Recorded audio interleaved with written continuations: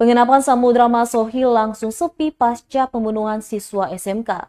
Tamu check out semua.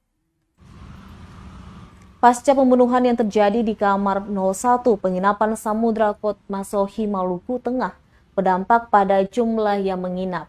Pantauan Tribun Ambon, penginapan tersebut terlihat sepi tamu. Kamar-kamar di sekitar tempat kejadian perkara terlihat kosong. Tidak tampak tamu yang keluar masuk penginapan. Hanya pengelola penginapan terlihat duduk menunggu tamu yang akan menyewa kamar.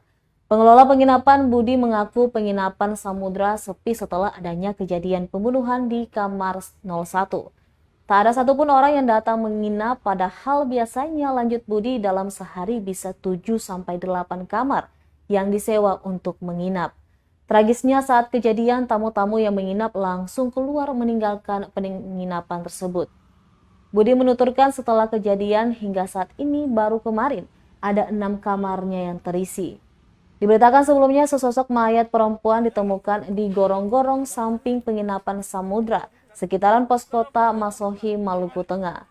Mayat perempuan itu tepatnya ditemukan di Jalan Abdullah Solisa, Kelurahan Ampera, kawasan bundaran kota Masohi, Maluku Tengah, Rabu 9 Maret 2022 lalu. Kemudian diketahui mayat yang merupakan siswi SMK itu ternyata korban pembunuhan yang terjadi di penginapan.